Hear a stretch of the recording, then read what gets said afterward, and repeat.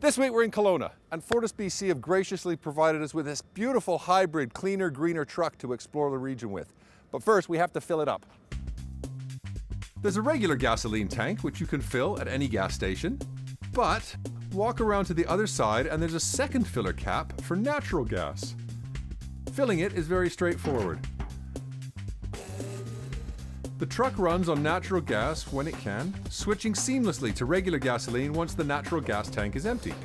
Natural gas vehicles are cleaner and produce less greenhouse emissions, as well as being cheaper to run, so it makes sense to keep this truck running on natural gas as much as possible as we set out to explore the Kelowna area. Kelowna is the largest city in the Okanagan and the 22nd largest in Canada. It sits on the shore of Lake Okanagan, and of course the lake provides much of its summer leisure activity. The lake is supposed to be inhabited by a monster called Ogopogo, but the only place you can be sure of seeing it is here in the park. At the historic heart of downtown is the old fruit packing district. These days the warehouses have been converted into small stores and businesses, and my first stop is one of them. Okanagan Spirits has been busy crafting an international reputation.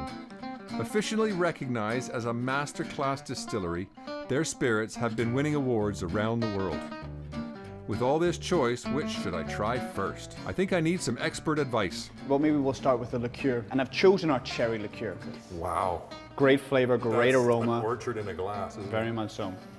Given our location here in Kelowna, we've got access to so much fruit. You know, if you look around, there's orchards everywhere. So much apples, pears, plums, cherries, and so much fruit that goes to waste. You know, if it's not the right size, or if it's got a blemish or a small bruise, it gets rejected. But it's that cull or that fruit which is still deliciously tasty, and we can use to make fruit-based spirits and fruit-based liqueurs. All these amazing fruit liqueurs come from this beautiful copper still at the back of the store. So Steve, this is a 200-liter copper pot still, and it's designed for flavors and aromas. Basically, you have a hot water jacket. Okay. The heat from the hot water transfers through into this copper pot, which holds 200 liters. Right now we're doing our famous absinthe. So inside you can see a stir stick agitating the herbs.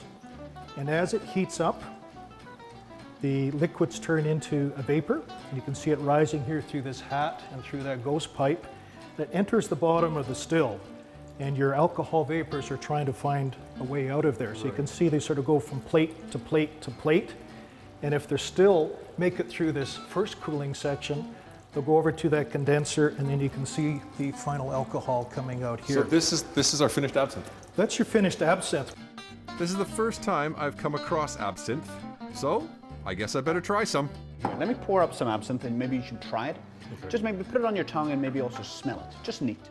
The aromatics are there, but they're not big, they're not bold, they're not overpowering. Taboo absinthe, that's probably our biggest selling product. Right. Not necessarily out of our distillery, but in liquor stores and liquor jurisdictions, it's available Canada-wide. Right. Absinthe has this reputation. It has this persona where it's banned, it's illegal, you can't make the real stuff. And the first thing is, absinthe was never banned in Canada. Right. It's banned in the States from a long time, from 1912 to late 2007. But never banned in Canada. Okay. Now let me take this glass, let me add some, maybe just a splash of ice, maybe add some water. And now you see the change of color? See? It's called the louche, and it's water reacting with the oils of the anise.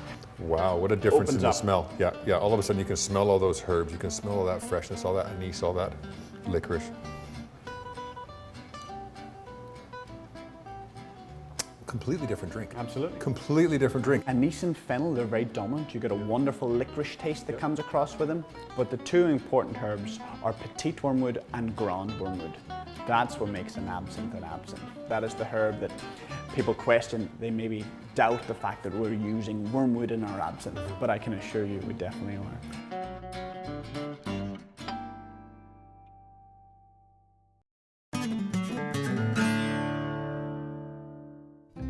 I'm exploring Kelowna in the Okanagan. This area is famous for its wine, and I'll be exploring a winery later, but one of the classic partners to wine is cheese, and I'm visiting one of the area's best artisan cheesemakers. The range is amazing. They even make and sell their very own gelato. But although everything you see here is made from milk, there's not a single cow involved. We're at Carmeli's Goat Dairy, and everything is made from goat's milk. Owner and cheesemaker Offrey Barmore took me to meet the goats. We had the same business back home in Israel, where we come from, and we just decided to go to a more quiet, calm place. And this is heaven. This is pretty quiet, calm, Yeah. and heavenly, I have Yeah. to confess. Yeah, you're right here. The goats certainly look contented here. Do they need much looking after? They're self-sufficient, but they're high-maintenance animals. They get a lot more attention that my two daughters get. They're very smart animals. Yeah. They take everything apart to realize how it's made. Right. They won't build it back together, of course. Of course not, of course not. Look, we took it Yeah. apart, you fix it. Exactly, yeah, And is it true that they will eat just about anything? pretty much, yeah. Beneath the tasting room is the aging cellar. The smell down here is just heavenly. The way we see cheese making, the longer you age them, the better they are. Absolutely, I agree 100%. So what have we got? I noticed we've got the ones down here and over here, and they've got the leaves. Is that bay leaves on there? This is our Lior special edition. It's an Italian style cheese. Right. It's aged with bay leaves on top and bottom, and Yeah. whole peppercorn inside. Oh, Makes wow. gives a beautiful aroma to the cheese. I see some smoked ones down smoked here. caramel. There's some We absolutely have goat Gruyere here. So what is this one? This is our goat Gruyere. This Okay. is a slice from the goat Gruyere. Okay, so this one here is Yeah. from a It- wheel like this one? Exactly. Beautiful white creamy color. Just a few of the little tiny bubbles in there. And again, that's from the fermentation going on within the cheese. It's special bacteria that create the bubbles. Yeah. That's delicious.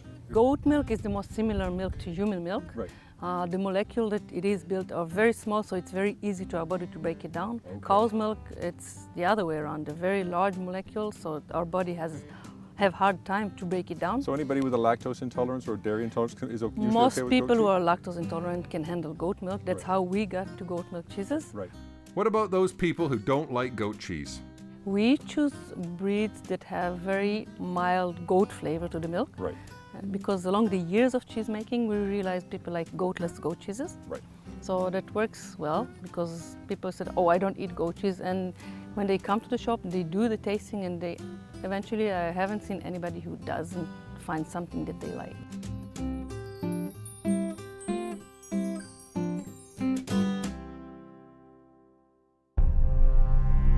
My next stop has to be one of the most distinctive wineries in the area, perhaps one of the most distinctive in the world. I'm at Summerhill Pyramid Winery in Kelowna. They are fully organic and one of the first commercial operations to use biogas. I'll be finding out more about that pyramid later. But first, I'm heading to the kitchen of their excellent restaurant to meet executive chef Jesse Croy. What we're gonna do today is we're gonna just do a pan-seared salmon. Okay. So really light and summery. Okay, so we're just gonna sear this salmon up. What I usually like to do is to cook it without flipping it, so you get this really intense crust with the butter. Yep. Then we baste it like this. Okay, so in it goes. So nice and simple, just a few seconds, Just a- seconds in the pan. So this is just a simple buttermilk pancake recipe. It's kind of like my grandma's, and I just like to modify it a bit. Some sweet corn, it's in season right now. There's some amazing squash out of the garden here, yellow and green squash. The most important part about a pancake is you have to wait till the bubbles That's right. arrive. Little And dry you edges and want- you see the bubbles. Yeah, and a medium high heat. Beautiful. There you go. Look at that. Oh, look at those. At this time of the year also we have purple basil. So what we've done is we've mixed it with the blueberries Yep. and some Pinot Gris and actually made a beurre blush or a beurre rouge, I like to say. Nice. Just a butter sauce. So I'm just gonna lay this on the plate. Now we understand that Summerhill Winery was one of the first commercial operators in BC to use renewable natural gas, which is of course developed from methane from cattle industry. Does that affect? Do you have any effect, or does that have any effect on the way you cook with it at all, or do you not notice any difference? I don't notice any difference. No, it's exactly the same as it would exactly be. the same as Yep. natural gas. That's Yeah, awesome. It's a pretty sweet program. Okay, so let's get our squash pancakes. These are nasturtium petals. Yeah. And these are the nasturtium blossoms. Now they're both edible and combined with a little bit of the purple basil. So we got a little honey vinegar here, Yeah. a little sweet and sour, classic vinaigrette, and then just a quick pop of salt. So here it is, finished. It's got a little bit of bounce to it, Yeah. right? So Yeah. I usually like to serve it around 125, 130. Yeah, yeah. It'll continue to cook. Just kind of do a little scattering. And there's our dish. Very easy to eat.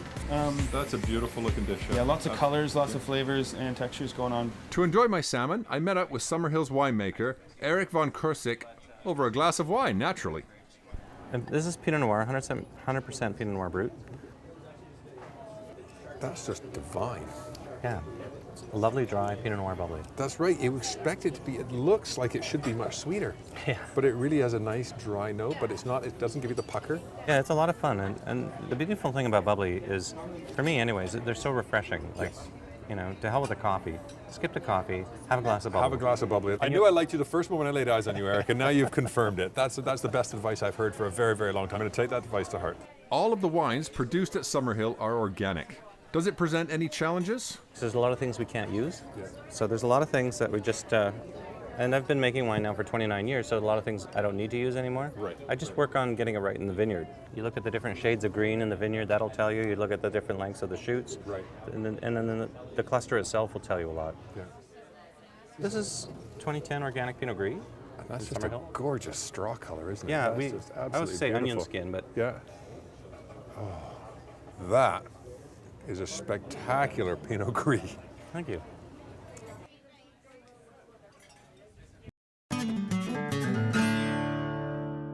We're at Summerhill Winery in Kelowna, one of the few wineries in BC to be totally organic and possibly one of the most unusual wineries in the world, as owner Stephen Sipes explains. We probably are, I would say, the most unique winery in the world for what we do between making the wine and when it comes to our lips. Right. We are certified organic. We are certified Demeter now from Germany. Everything is planted by the moon. Everything is in concert with nature in every way. And we plant everything when the moon is just right. And we harvest when the moon is just right. It's a lot of planning, and it's a lot of being in touch with the planet. Yeah. Summerhill's commitment to organic farming goes way back. Right here in the Okanagan, we drink the water from the lake. Right. And when I got started on this vineyard 25 years ago, I had to put on a suit with goggles and a whole suit to spray gramoxone on my tractor. And I said, what is this, you know? Which is flowing down through the ground Right and down into into the the water. lake. I said, we're going to drink that water? I said, no way, you know. So I just stopped and I said, no, we're going to go organic here. We're not doing any more chemicals. And at that time, it took 7 years to get approval to be organic. Right. Today, it's down to 3 years, which is a blessing. In the supermarkets around the world, organic sections have blossomed. And just in the last 7 years, they've gone from maybe you find one package of something organic to whole sections that are organic, Right. because the public has now realized that, you know, they want to be healthy and they want the planet to be healthy, with not digest all these chemicals in the earth and the water and in the sky. And yet the wine industry has hardly had a blip of activity in organics, in the organic section, and yet grapes absorb the chemicals more easily than probably any other thing we could eat or drink. And the amount of chemicals usually put on vineyards is astounding. I mean, mind-bogglingly astounding. Organic wine should be, if it isn't happening already, the fastest growing segment of the wine industry worldwide, as people wake up to the fact that, drinking organic wine is very healthy and very good for the environment. Now, Stephen, Summerhill Pyramid Winery is famous for, obviously, its pyramid. Yes. What's the purpose of the pyramid? How does that fit into the idea of growing grapes and making wine? I noticed when I went hunting for grape varieties throughout Europe that many of the great sparkling wine houses especially had miles and miles of underground Roman arch cellars. And what I realized when I walked through the ones that had not been electrified, that still had the old gas lamps, was my hands would start to tingle. And I saw that they were putting the sparkling wines in there that had been degorged, but not yet up on the market for sale. Right. And they call that the marriage period. Okay. It's at least 30 days. That was a very interesting aspect to winemaking that I had never seen before and never experienced before. And I put two and two together and came back deciding to build a Roman arch here, which, as you know, this sand is sandy soil. It's not easy to do. Right. And then I started to research other forms of sacred geometry and came up with the pyramid, which is by far and away the most effective type of a chamber to achieve that tingling, as I said before. Right, yeah. And we did a lot of experiments. We one time had the research station with 16 research scientists come and taste a red wine that had been put into, one bottle had been put into the pyramid, and the same wine was not in the pyramid. And they were both served back at the wine shop after they experienced the pyramid at the same temperature. And they marveled at how different they were, right? And everyone did. But this was interesting because they swore that one was Pinot Noir and one was Merlot. It was that different, right? Really? Yeah, and it was two exact same wines. How long were we talking about in the pyramid? That particular wine Yeah. was about 6 months, maybe. Wow. With my curiosity well and truly aroused, Stephen offered to show me the inside of the pyramid. It's modeled on the Great Pyramid of Egypt with 51-degree slopes and is made from poured concrete. Wow, look at this. Oh my goodness. After you. Thank you so much. Inside, there is no electrical power. The sides are lined with barrels of aging wine, and the four edges contain suspended copper strips to increase the energy flow.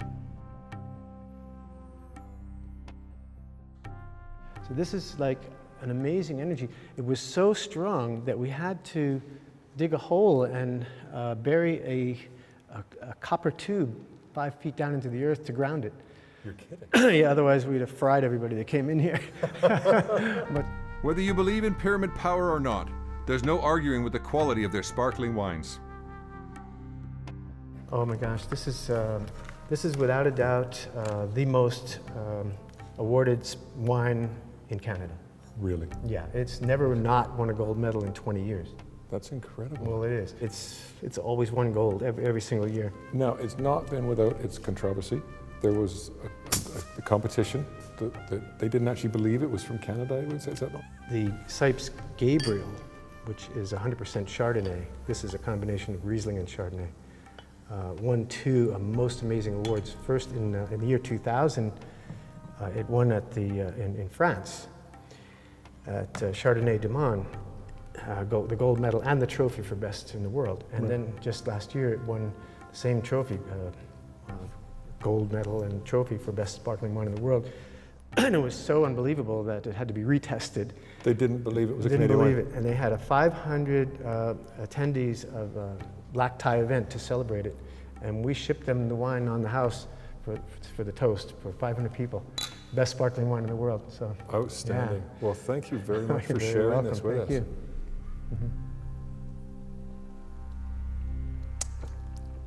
That is outstanding. Thank you. That has got such body and depth. Normally sparkling wines are kind of poppy. They're Yeah. too much effervescence, too Yeah, much carbonation, yeah, but yeah. that really is absolutely delightful. For world-class wines, you need world-class chefs, and Kelowna is the perfect spot to find them. One of them can be found at the Wild Apple Restaurant in the beautiful lakeside Manteo Resort. Bernard Cassavant, chef. Welcome, Stephen. Thank you very much for having us in. And just looking around us here, we've got some fabulous microgreens and these beautiful heirloom tomatoes here. Yeah, just a plethora of colors with that. So what we're going to do today is a very simple, dead bone simple gazpacho, and then I'm also going to rip off a nice little plate of heirloom tomatoes that we would serve to our customers.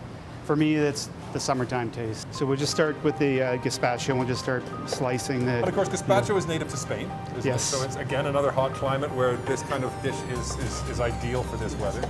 Yes, and you know that's the real beauty of it too, is that this is something that you can put together and put into the cooler and then blitz it up a la minute, as we call it.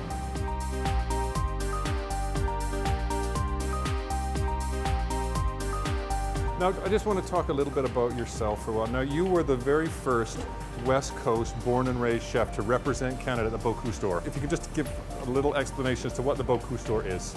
The Bocuse d'Or is the creme de la creme of hot kitchen competitions. You're pitted against the clock, and in 7 hours you have to present a meat dish and a fish dish, all scratch prepared.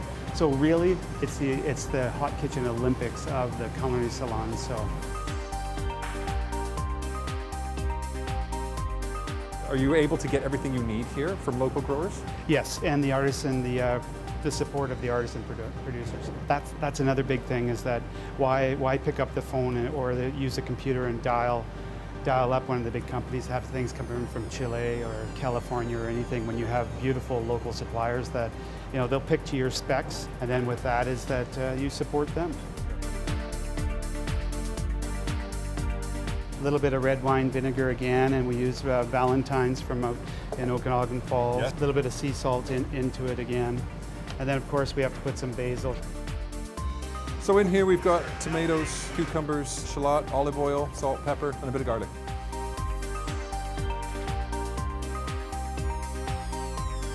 Last minute we put a little parsley oil, the beautiful hand-pulled bocconcini.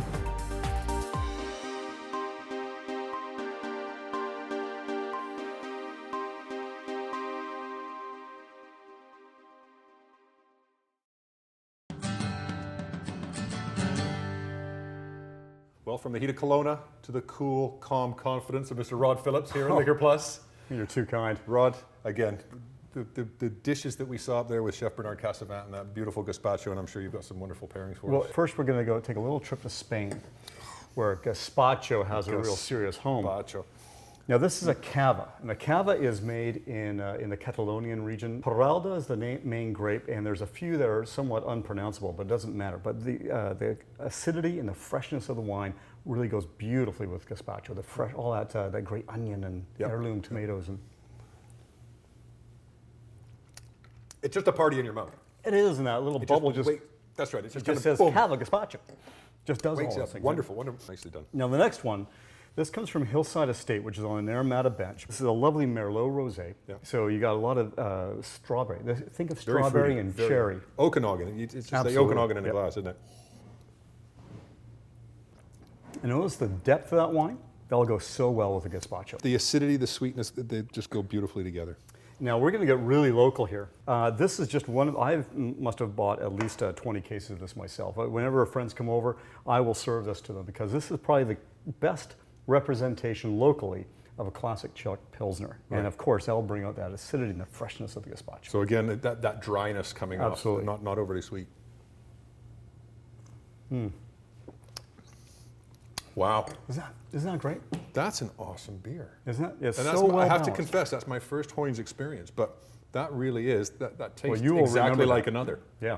And if I spoke any Czech, I would say something in Czech. But I'll just say gazpacho instead. Gazpacho. Yeah. Rod, thank you very much Oh, you're once very again. welcome. Awesome pairings and some fabulous ideas for our summertime gazpacho. Thank you.